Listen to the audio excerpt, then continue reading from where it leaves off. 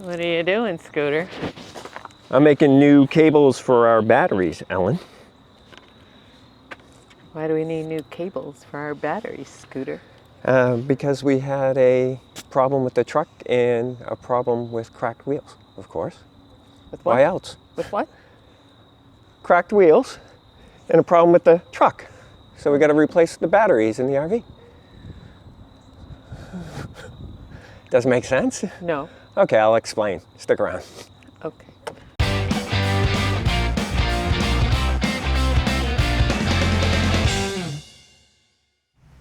Hey, welcome back to the channel. Thank you for tuning in. As you saw in the intro, we're going to be talking about swapping out the batteries in the RV. And you also heard me kind of try to relate that to two different problems, one with the truck and one with the cracked wheel. So let me explain to you how I'm coming to that rationale. First off, we're going to talk about the cracked wheel. And there's a video right here about that.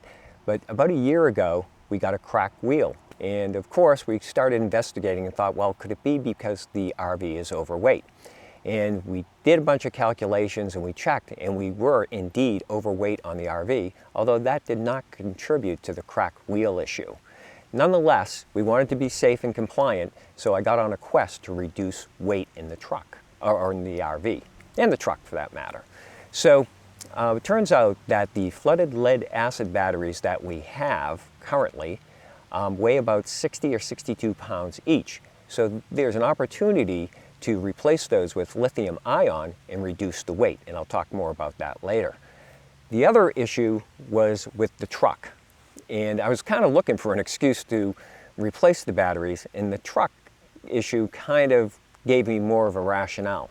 So a few months ago, we were heading out on a travel day, and the truck developed a problem which caused it to hobble, and we couldn't get to our destination in time. And we had been in offshore power running on an inverter for probably 5 or 6 hours by the end of the whole ordeal. And we were parked up in a Walmart parking lot, and I went to start the generator, and the generator wouldn't start. And we had a refrigerator with a fair amount of food in it. I checked the batteries, and the batteries were almost completely depleted. So that caused me a concern, and I decided, well, maybe it's time to look at swapping out the batteries. Now, those batteries only have 88 amp hours each, and because they're the flooded lead acid, you can only use them to about 50% of that, so 44 amp hours times for the 4 batteries, about 176. So I'm going to end up replacing those and get a whole lot more amp hours. In this video, I talk about swapping out the batteries, the challenges I have there, and also changing out the solar charge controller so that it can more effectively charge the batteries, as well as potentially upgrading some of our solar system. And then I use a couple of other Renogy products to enhance and monitor my whole electrical system, or the battery side and the 12-volt system anyhow. All right, so I'm going to break this video up into 3 different parts, and because they are long, I go into the details. I show you how I decided on the batteries. I show you how to make the cables. I show you how to swap out the MPPT, or the charge controller. I have a pulse width modulation one now. I'm going to change that out to an MPPT. I'm using all Renogy products. None of this is sponsored. I spent all the money on this myself. Yeah, so that's about it. So stay tuned. Here we go. Got a lot of corrections because this happened a couple of weeks ago, so you'll see me put a lot of text correcting some of the things that I discovered along the way by the end of the project. All right, stay tuned. All right, so I'm going to be switching out our current solar charger, which is a Go Power PWM, which is a pulse width modulation charger. I'm going to replace it with this MPPT one from Renogy. This is a 40 amp. I'll show you what it looks like, show you what it's got, a bunch of stuff. Here it is. It comes with a few little accessories here I'll explain. But here it is. It looks like it's about 7 inches wide by probably 10, 12 inches high.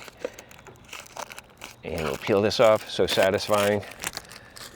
It's got a display, some buttons here. I'm not going to go through a lot of that. I'll show you when it's running, what it displays there. Here down the bottom is where you make all of the connections. Let me show you those first. Here is where the solar comes in. This is what goes to the battery. And then if you were running a DC load directly off of this, you'd put it here. Here it has a port for telemetry where you could put it to some type of controller. I'm going to hook it up to the Bluetooth module here. And ultimately, I also have a Renogy One Core coming, which is another device that will let you monitor not only what the charge controller is doing, but also what the batteries are doing. If the batteries are Bluetooth capable in particular, you can monitor it directly there. And also there is an app. I'll talk to you more about that once I get that going. So as you know, I'm going to extend the solar wires. That'll be 10 gauge going in there. To the battery, I'll be putting in 8 gauge. The load we won't worry about. And yes, it comes with a temperature sensor. I may mention elsewhere in the video that I'm not going to use this, but I decided I will. I'll hook it up here and then put it in the battery box so that I can measure the ambient temperature in there, and that'll be picked up by the app and Bluetooth, etc. So I'll be able to see that. It also comes with a bunch of these little ears here, 4 of them.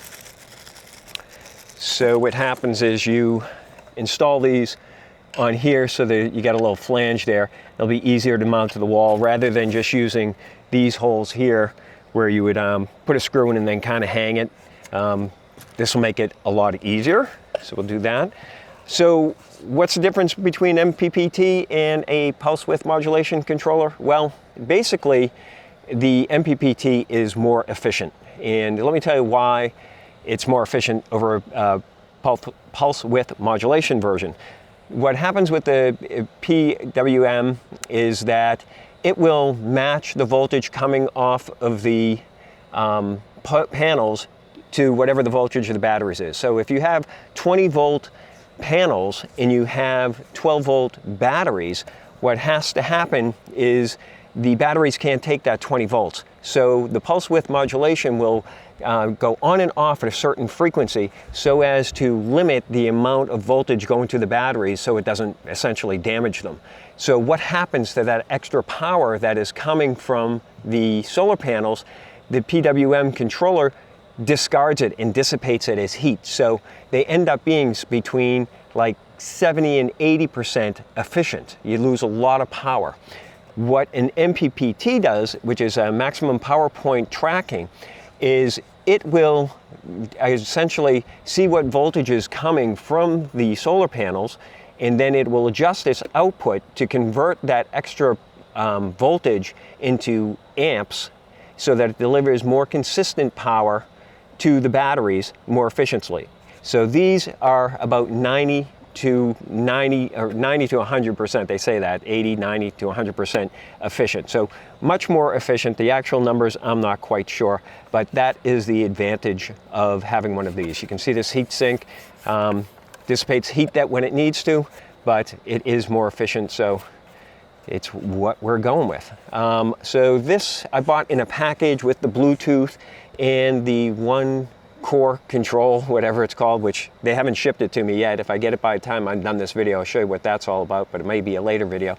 All for like $289. I went with a 40 amp over a 30 amp because just a future proof. Right now I have a single 190 watt power supply. I'm going to be putting, not power supply, solar panel. So I'm going to be putting in 4 lithium batteries, and that 190 watt that 190 watt solar panel is certainly not enough to charge those batteries off. So I'm likely going to add another panel once I find one cheap enough, and then potentially add a third. So that's why I went with this. And the 30 amp version was only $40 saving. So I figure go up on that.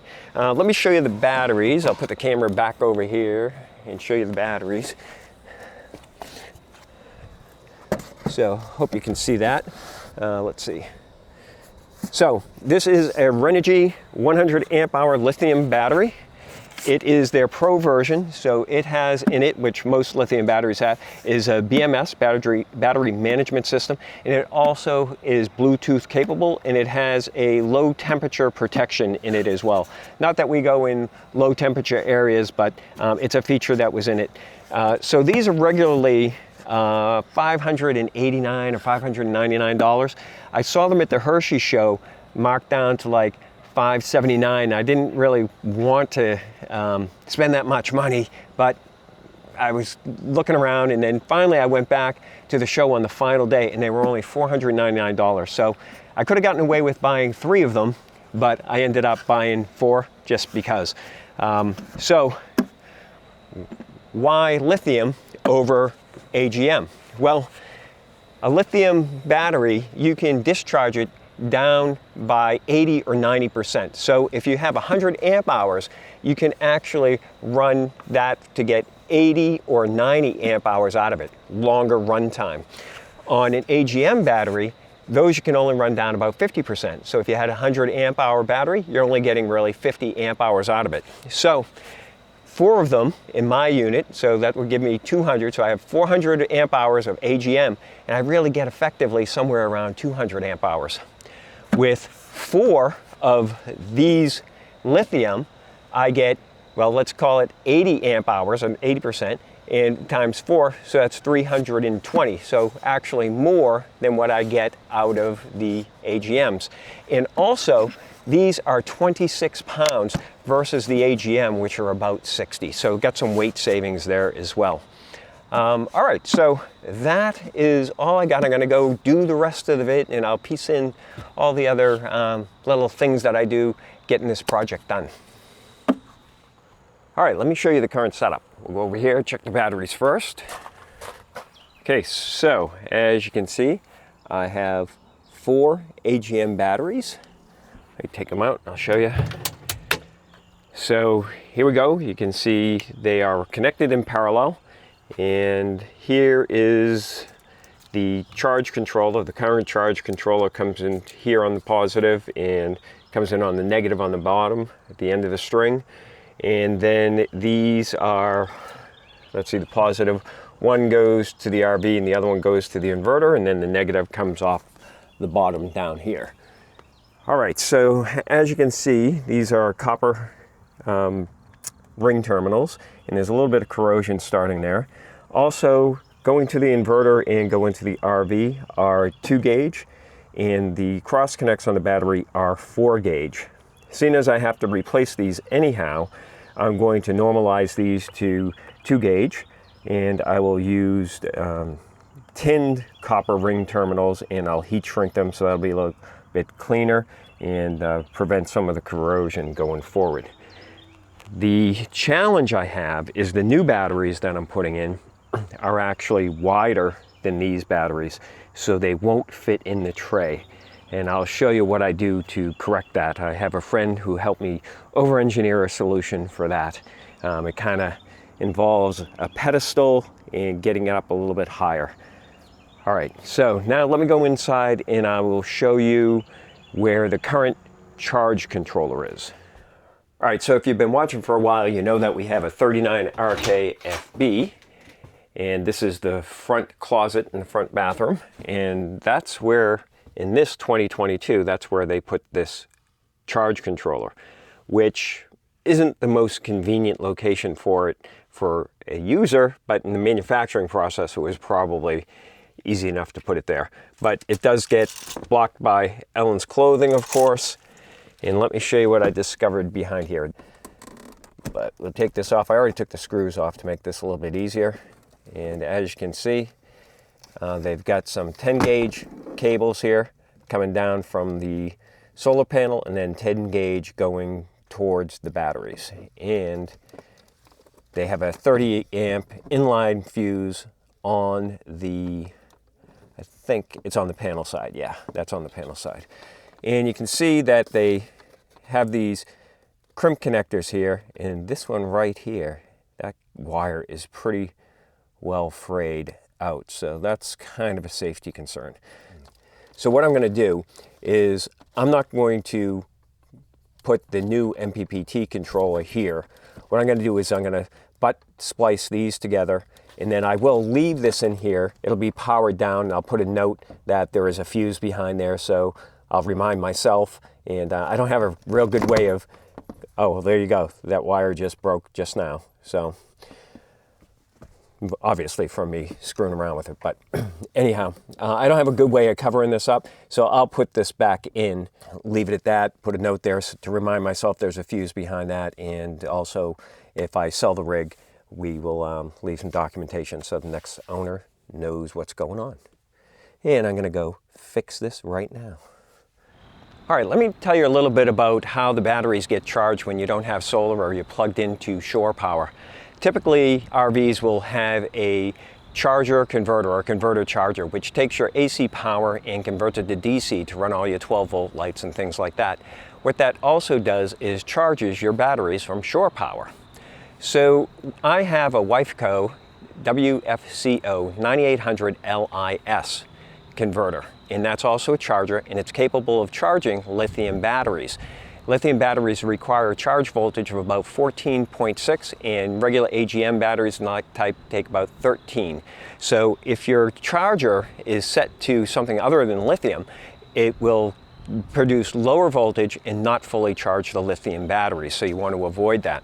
Now, WIFECO has a charger converter that will automatically sense lithium batteries, but the problem with that is that you have to completely discharge your lithium batteries and then let the charger charge it up so it can determine what type of battery you have. Now, for some chargers that's a problem because it's usually tucked away underneath, and you have to take a look at the lights on it to see if it's actually in the proper charging mode, and it's kind of hard to get to, and maybe you can't see the lights, and that's unfortunate. Fortunately for me, however, I have one of their older versions which actually have a connection on the back of it to put a switch on it so you can switch it into lithium mode manually. They've done away with that, I heard, and they've replaced it with this AutoSense. I don't know why they did it. I think they were afraid that customers would be putting the switch in the wrong position. But what I'm going to do is I'm going to show you where it is, and all you have to do, if you have this type, to put it into the lithium mode, is put a jumper in between the switch that's on the back where you usually run a remote switch. I'm just going to put a jumper wire there, and I'll show you how I do that. Stick around. I'll show you where it is. All right, so my charger converter is underneath here in the front of the cargo bay. There's not a lot of light under here, but hopefully you can see it. All right, so here it is right here. And as you can see, it has these connectors here. This is called a WAGO connector. And it actually says lithium switch on it. I don't know if you can see. Oh, there you go. That's better. So again, here's the WAGO switch, right? WAGO connector, where you would usually wire in a switch. But all you have to do, if you don't want to wire in a switch, is you can put in a jumper. I'm not going to do it now, but you would put in a jumper on the other side. This is a 14 gauge wire, I think, that you can put in there, and that'll make the unit believe that it is running lithium. It'll put out 14.6 volts of charge. That's all there is to it. And let's see, this is the 9865 LIS. And this is a 2022 model, so I'm not sure when they stopped making this particular version. They may still make it, but I haven't been able to find it. But that's what you got to do to force it into lithium. Otherwise, it'll charge at the AGM or wet cell at 13.6 and will never fully charge your lithium batteries. All right, as I mentioned, I'm going to decommission the controller and leave it in place up in that forward closet. And I'm going to butt connect the wires there, essentially bypassing it and extending the wires down to the new controller. Turns out, though, those wires are still going to be a little bit too short, and I'm going to have to extend them as well into the cargo bay where the new controller will be. Let me show you what I've got to work with here and give you a little bit of a tour of the anatomy of the underneath utility area of this 39 RKFB. All right, so you get to it from the front cargo area here, and there's this handy dandy panel here that gets you in behind the wet bay, the water manifold, the battery compartment here. And let me get in here, see if I can throw some light in. I'll show you what I'm looking at. All right, so here are the wires from the existing solar controller. They come down, one goes to the battery there, negative side, and then the other goes to this, what I'm assuming is a 30 amp self-resetting fuse, and then the other side of it goes to the battery. Now where I'm going to be installing the new controller is up over there where you see daylight coming through there. That's the cargo bay on that side. So I'm going to have to extend these wires over to there and then run another pair of wires back to the batteries from the new controller. Let me show you the challenges I've got over there. Not too bad, pretty easy. All right, let me show you the orientation here. This is how we're going in. And here we are, get in here. All right, so here's the idea. So here's the existing inverter, which I'm not swapping out right now. We're sticking with it. And here is the new controller. I don't have the ears mounted. It has a couple of ears that we mount on the sides to give it like flanges so you can get a screw here rather than using the back here where you got to kind of hang it on a screw, kind of line it up. I might not have that kind of luxury because I'm going to try to go as high as I can here, and that top one may not reach anyhow. I want to keep it above the manifold here. Right, so I'm going to make sure that's above here. And all the wires will come out of the bottom of it and then go up here and then back into that utility area that I showed you earlier. Right up here is where we saw the daylight. Now this is wide enough to accommodate this right now, but I want to give it a little bit more room just so it's easy enough to get to those screws. And so what I'm going to do is move the inverter over just an inch or two. It has 4 screws here holding it in, and I've got plenty of room right here. I checked the cable slack. I got enough there. It'll definitely move over an inch.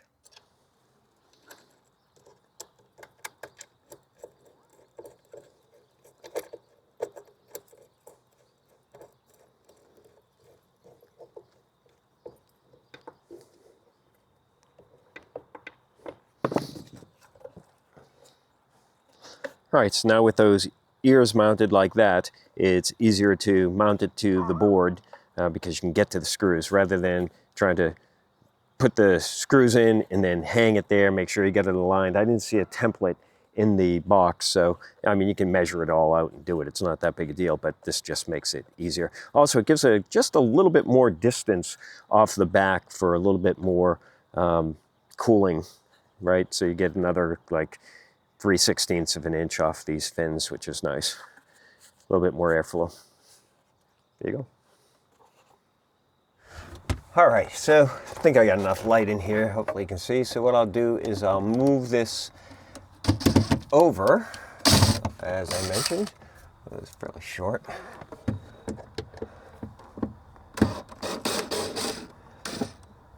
What I'll do is I'll take the screw out on this side, and then I'll move it over horizontally the distance that I think I want it, which I said about 1.5 inches. And that way what'll happen is I can just slide it over and hook it without having a helper. Getting the screw started is another issue. Yeah. Get this going and then I'll show you what I'm talking about. All right, let's see. So I haven't taken that screw out yet, but basically what I did is I just put them around over there. So what I'll do now is I'll take off that screw and then the other, and then I'll slide it over. I don't have a place to put the camera, so I got to put you back over here while I do this. All right, so what I'll do is hopefully if I use a black marker, I'll be able to see it. Let me get this up to where I want it.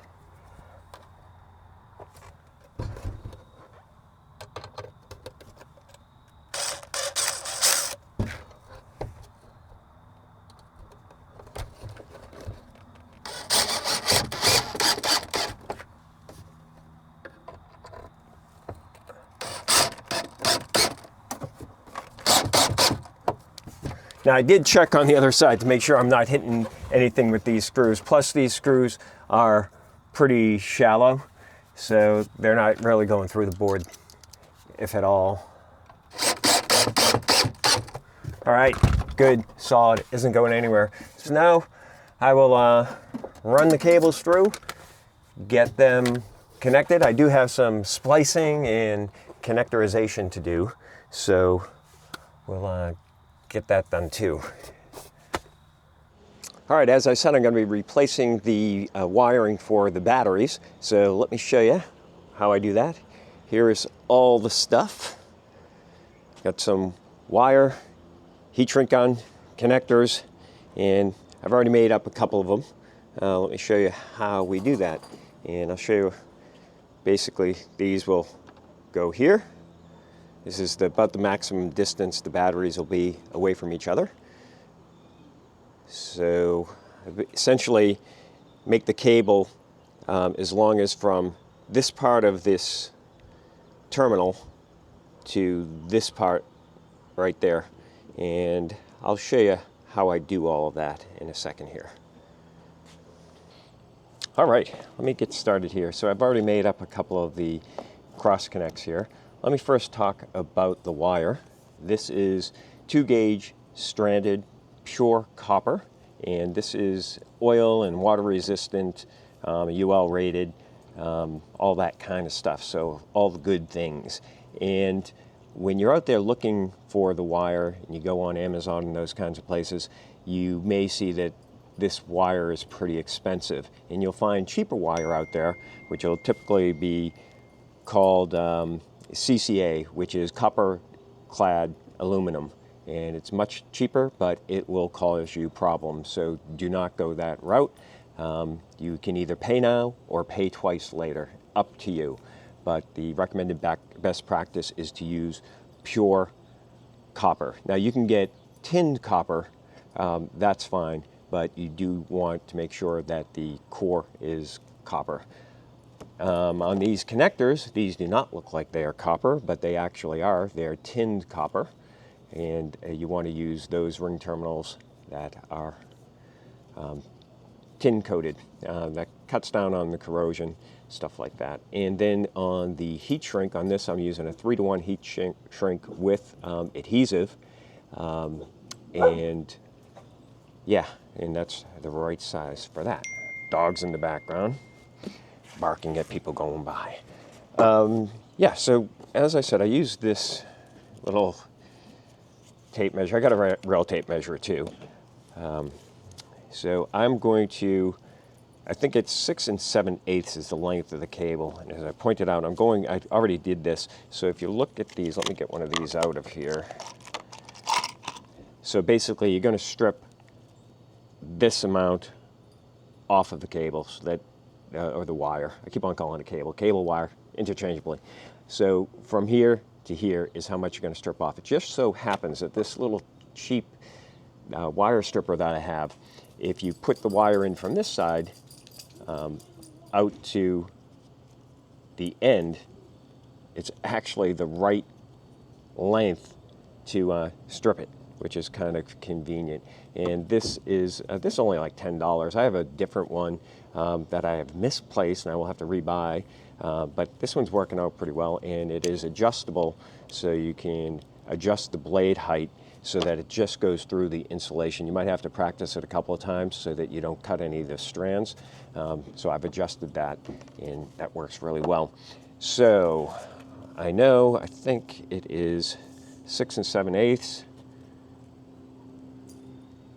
Yeah, just about. So I will take this. I've got a pen somewhere. Let me go get my pen.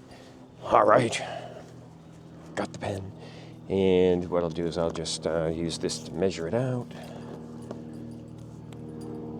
I'm only going to show you me doing one of these. You don't want to watch me do all of them. So 6 7/8 is right about here. And then I will use these bulk cutters here. Let me move my camera out of the way.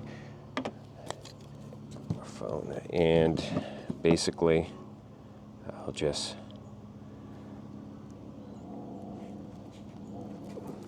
it's pretty thick. There you go.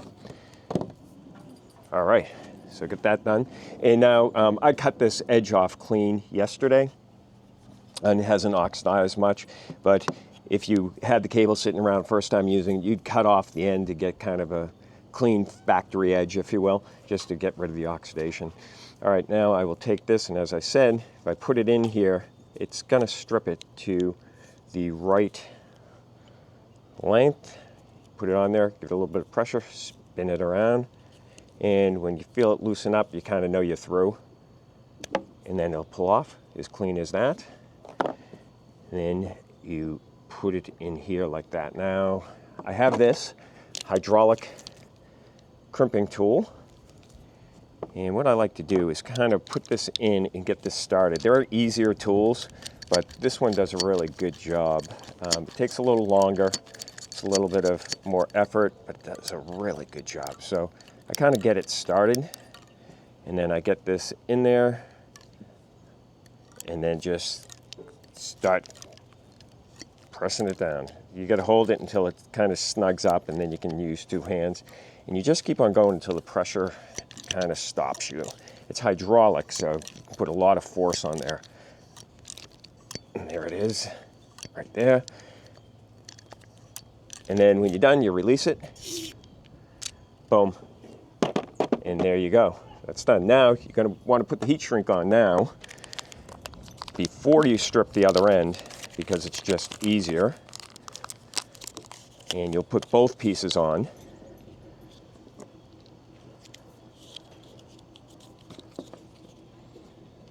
And the reason you do this is that way you're not fighting with the strands coming through.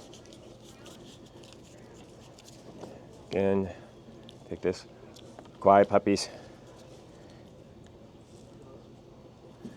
And spin it around. Pull it off. Boom. Again, I get this pre-started. Oh, got to put it into the work mode so it actually compresses. All right, I think that should be about it. Oh, get it going a little bit more. You don't want to compress it, just hold. You just want it enough to hold it there. Now, what you want to do, you'll notice on these that I've got these flat, right, so that they're not twisted. So when you're putting in here this time, you kind of want to get it started. See, it's upside down and basically flat. I'll put this in here, kind of line it up side to side here, so they're both the same angle. And then I will just start clamping it down. And once I know it's going, I can let go. There you go. Release it, that's done. Pull the heat shrink across. You can see that's level. Boom. Now this is just a cheapy little heat gun I got. There's electric ones that you can use and others that you actually put like this and they run permanent. As a matter of fact, this one might do that. Let me see. And then you can just roll this in front of it like that. Let me see if I can get this one to do that. I'm not sure that it had a locking. Oh, I guess it does. Cool. So I can do that. And then you just kind of roll. I'm gonna make sure this is lined up good. Battery might go dead. I've used this a lot yesterday and didn't recharge it. So these battery powered ones are not as quick as some others. I'm trying to get it so it's not too misaligned here.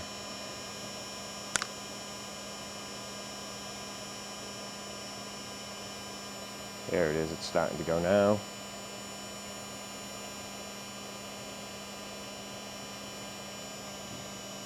Oh, I can hear the battery dying. Hopefully it finishes this one. Then I'll replace the battery. I got another charged battery. Hopefully this finishes up. Yeah, it's getting there. And generally, you know when it's done. If you're using the ones with adhesive, you'd see a little bit of adhesive coming out on the edges, which is fine. Kind of lets you know that it's done.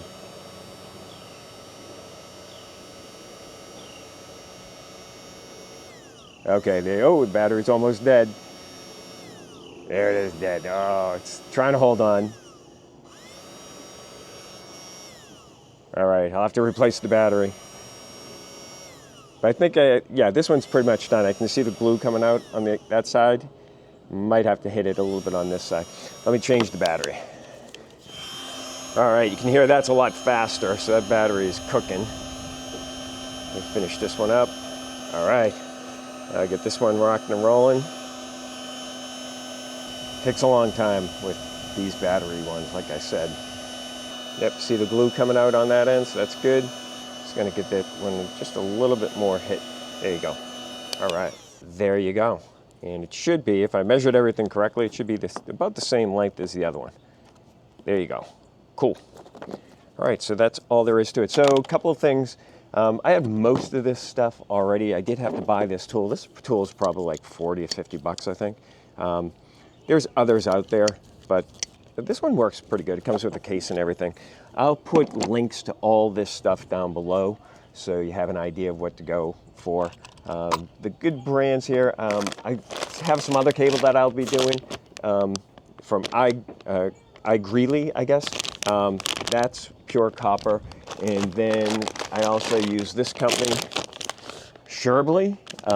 It was just the best value that I found out there on Amazon, which is just convenient. You might be able to go to a supply house and get better pricing. I don't know. This is just what I had available to me, so that's what I used. And then, of course, the connectors. All right, any questions, comments about that process, leave them down below and I'll do my best to answer you. Moving on to the next steps now. All right, well, I'm going to cut that there because it was getting a little bit long, but a couple of notes about what you just watched. First off, I referred to the batteries as AGM. I pointed out that they are actually flooded lead acid. Next is with the existing solar charge controller. I talked about abandoning that in place in that forward closet because I didn't have a good way to cover the hole. Well, it turns out that I have a 3D printer, so I decided to print a panel to put over that. And then I also just spliced past the fuse. There's no more fuse there, and I'll show you that, how I get around that in the next video. So if you have any questions or comments about what you just watched, please leave them down below. I'll do my best to answer them. If you want to make sure you get notified of the next video, please hit the notification bell. If you like this video, please give it a thumbs up. If you like this kind of content, please subscribe. And of course, if you think anybody else will get value from this content, please share it out to them. Thanks for watching. Hope to see you next time. Take care.